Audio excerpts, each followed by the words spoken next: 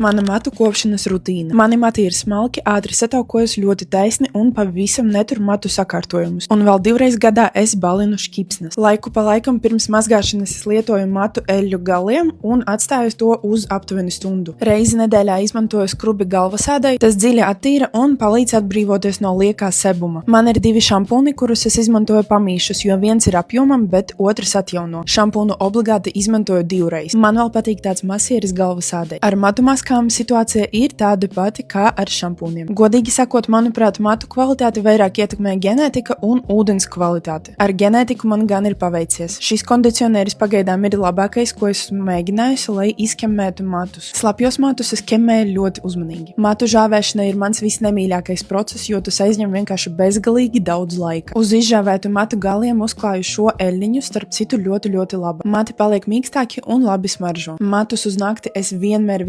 satinu matu rullī, tas pasargā manus matus un arī mati nebesī nakts laikā. Nākamajā rītā rezultāts izskatās šādi, un savā profilā es vairāk dalos ar labākajiem produktiem.